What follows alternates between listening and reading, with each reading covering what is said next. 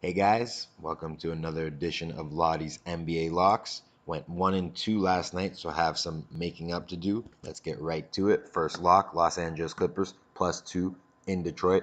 We are straight up reading the line here because that Detroit -2 looks real juicy, but real fishy at the same time. That's exactly what the odds makers want. But let's ask ourselves, how are the Detroit Pistons favored by only a point and a half at home against a Clipper team with a slightly better record, but who's been struggling as of late, especially considering the Pistons just beat the Clippers in LA a few weeks ago? I saw this last week with the betting line for the Raptors Bucks game. When I was looking at the game the night before the betting lines were released, I thought the Raptors will win that game. Then I saw the line, Toronto only favored by 3 at home. It didn't make sense. So you'll note that I didn't include the Raptors as a lock that day, but I also didn't include the Bucks simply because I didn't want to go against my original instinct. I talk about this all the time. This is a business. Odds makers are often people who used to make a living betting on sports. Sometimes they bet against the public. By releasing a line, they know the public will be all over. If you want to make a line that entices both sides, because remember, that's how Vegas makes money, equal money being bet both ways. You could have favored the Pistons by as many as 5. They are fading the public. Lock number 1, Los Angeles Clippers +2 on the road in Detroit. Lock number 2, Orlando Magic -2.5 at home against the Brooklyn Nets. This will be the third time in the last 2 weeks that these two have played. The Nets won both games by a combined total of 6 points. We're betting the Magic will win one of 3 matchups, especially since the game is in Orlando. They've proven in their last 2 matchups against the Nets that they can hold their own against them. Spencer Dinwiddie went for 20 points in the win in Orlando. D'Angelo Russell went for 40 in that win. The only time he scored 40 all season. It's likely he won't do that again. And they only won by 2 in the game in Orlando. Lock number 2 is the Orlando Magic -2.5 at home against the Brooklyn Nets. Lock number 3, Cleveland Cavaliers +7 at home against the Dallas Mavericks. I talked about how bad the Mavs have been on the road this season the other day when I wrongly, stupidly took the Knicks plus the points when Dallas was playing them. The stats are there though. This team has only won 5 games on the road all season. They've only won 2 games all season on the road by more than 7 points. One of them, of course, being the last game against the Knicks. Furthermore, this team has struggled this season without Dennis Smith Jr. in the lineup. They just need that second scorer to take some of the pressure off Luka Doncic. I believe Trey Burke and Tim Hardaway Jr. will help fill that void, but neither are playing tonight. So let's take a look at the Mavs without Dennis Smith Jr. 8-13 record overall and 1-10 on the road when Dennis Smith Jr. isn't in the lineup. And real quick for the haters, Brock never gives you stats like this. I put in the work to research this stuff. This isn't something you can just find by typing into Google Mavs record without Dennis Smith Jr. All the numbers Brock spits at you, you can easily find yourself. But anyway, the Cavs have played pretty well lately on a 2-game win streak. I like them +7 for lock number 3.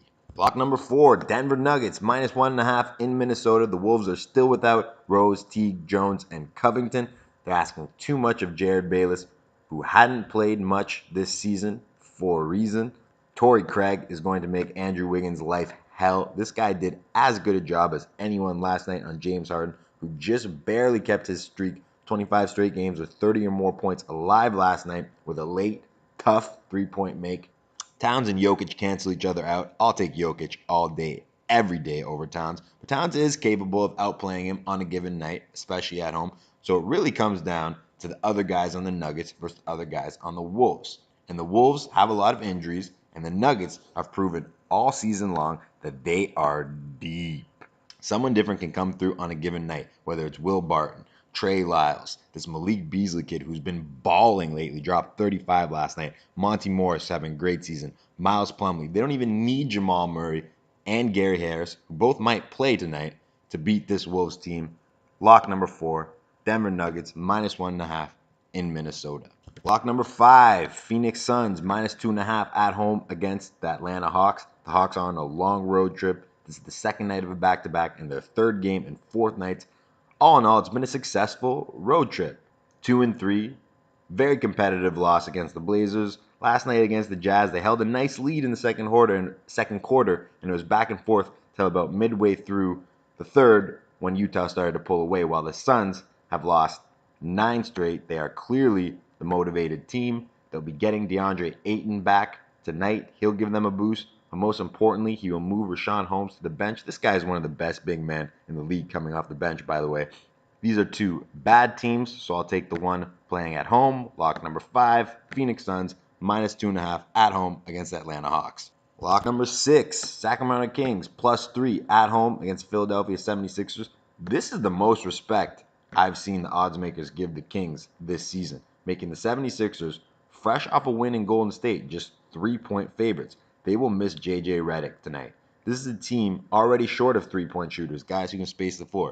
It becomes a lot easier to guard Ben Simmons, to double team Joel Embiid. You can stay at home against guys like Wilson Chandler and Landry Shamet, who are decent 3-point shooters, but obviously not on the level of J.J. Redick. They get a lot more open shots because of J.J. Redick.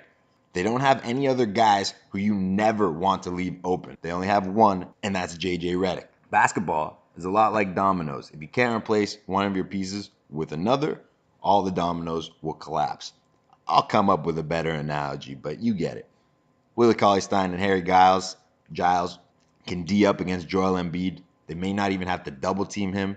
I like the Kings +3 at home against the Philadelphia 76ers for lock number 6 and the final lock today. Hope you enjoyed the show. Good luck if you're placing any bets, and be sure to tune in again tomorrow. Major key alert! I got them keys. I got them keys. I got them keys. I got them